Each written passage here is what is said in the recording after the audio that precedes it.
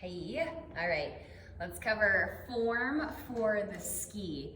First and foremost is going to be the feet. We want to make sure that those are neutral. It's not uncommon for feet to start to stagger a bit. Matt McCollum is really notorious for this, so I try to watch closely and call him out anytime that his feet start to be more staggered.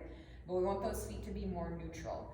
Other thing to watch for from a base perspective is making sure that the knees don't cave in, especially when you're pressing down and squatting back. That tends to be a weakness from the abductors. So two things we can do for that. To strengthen the abductors, we can put that band around the knees so that they're continuing to work on that, strengthening out through there. Second thing we can do is put a ball in between those knees. It's a reinforcer to the brain to not let those knees cave in. So both of those two form adjustments definitely help. They serve different purposes, but they end up basically creating the ability for the body to keep the knees more neutral, whether they're jumping up or they're staying down on the ground. The ski is pretty seemingly simple. It is a hip hinge based movement, but we have a couple areas of opportunity to watch for and to also help people shift their form. Number one being that extension, right? The extension through the lats.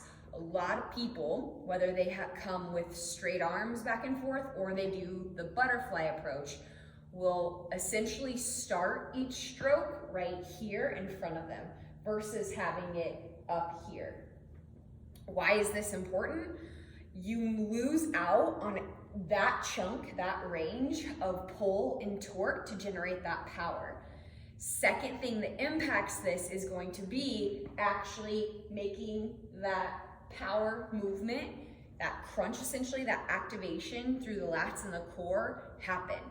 What we see a lot is that actually people are pressing back through their hips and then pulling down, which is a really big loss of movement, really big loss of power.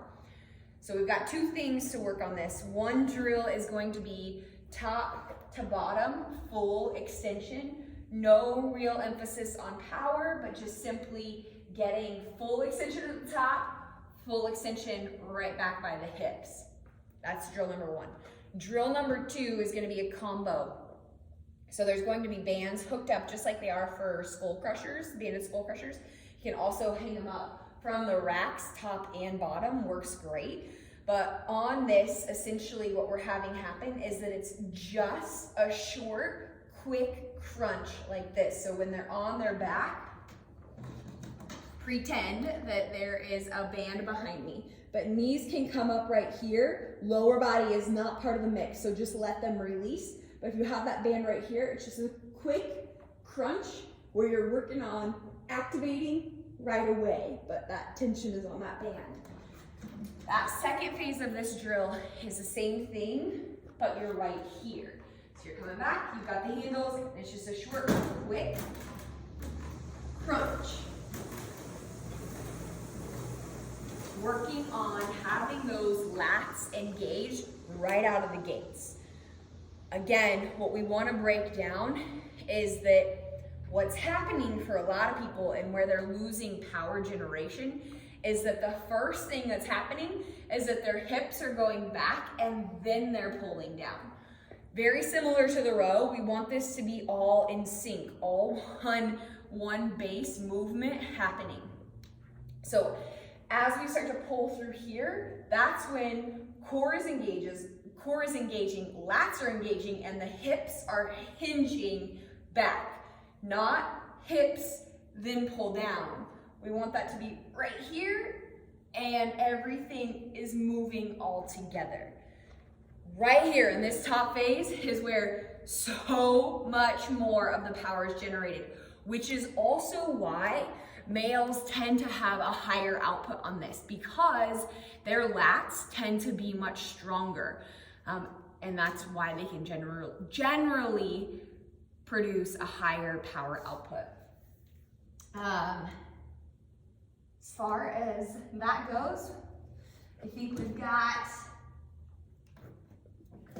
drills. We've got the long band crunch drill, the ski, the full extension, and then if you're seeing in the regular form where people's knees are caving in or where they're crashing in toward one another, have them do both banded and ball between the thighs. I will have them all listed on the screen.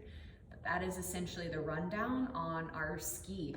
We want that to be a hip hinge. We want power activation from the start.